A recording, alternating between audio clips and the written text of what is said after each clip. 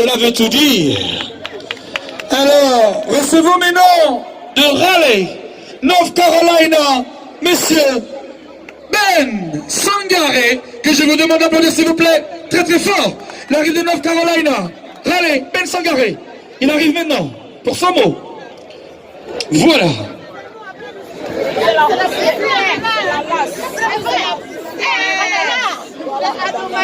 Bonsoir à tous.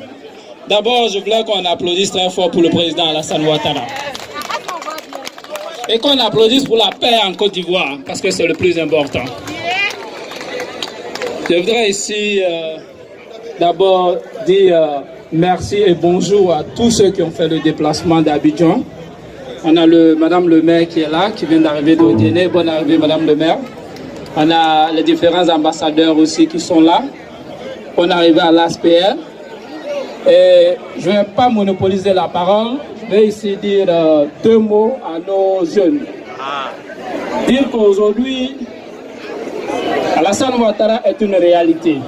Et pourquoi une réalité? Parce que la Côte d'Ivoire, nous venons de loin. Nous avons vécu la guerre. Et grâce au docteur Alassane Ouattara, aujourd'hui, la Côte d'Ivoire a retrouvé la paix. Merci à mesdames et messieurs les membres du comité d'organisation, chers frères et chères sœurs de la diaspora, chers militants et militantes du RHDP, chers admirateurs du président Alassane Ouattara et son équipe, chers frères et chères sœurs, chers amis de la presse, mesdames et messieurs. Je voudrais donc à l'entame de mes propos vous transmettre les salutations du parrain, le ministre d'État, Ahmed Bakayoko.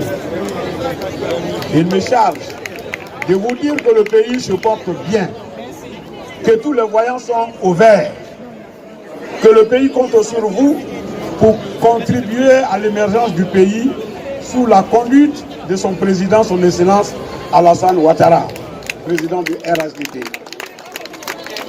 Le RHDP que le président Alassane conduit se porte bien et est indiscutablement la plus importante force politique du pays.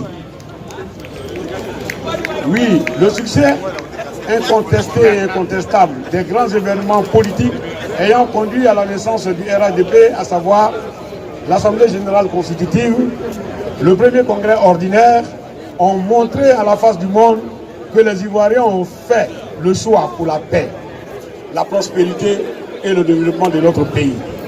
Cela accroît davantage ses responsabilités. C'est un véritable honneur pour moi de me retrouver parmi vous, chers frères et sœurs de la diaspora, dont je suis un produit pur, pour vous adresser les chaleureuses salutations de son Excellence, Monsieur Amadou Gon Coulibaly, Premier ministre de la République de Côte d'Ivoire.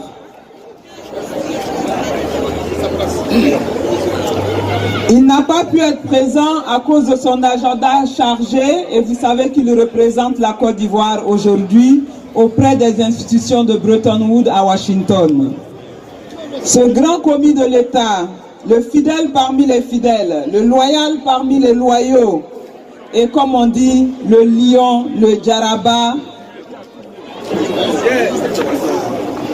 est très heureux que vous ayez porté votre choix sur sa personne pour officier cette cérémonie d'hommage à son Excellence Alassane Ouattara, président de la République de Côte d'Ivoire.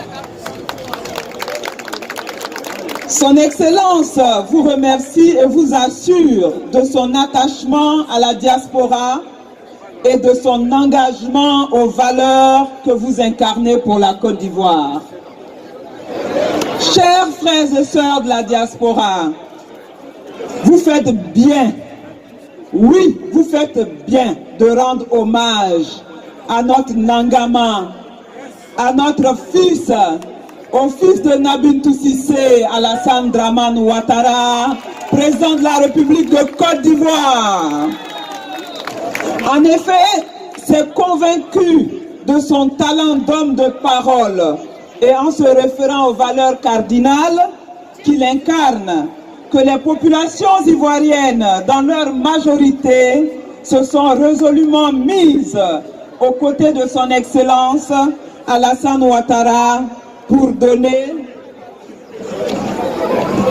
pour donner un second souffle après une longue période d'agonie due à plusieurs années de crises successives qu'a connu notre pays.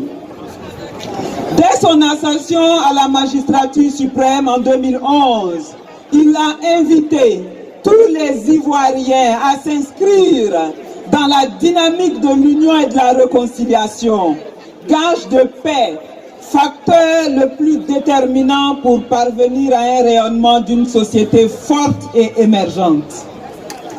En si peu de temps, le président Alassane Ouattara a démontré aux yeux du monde entier ses qualités de leader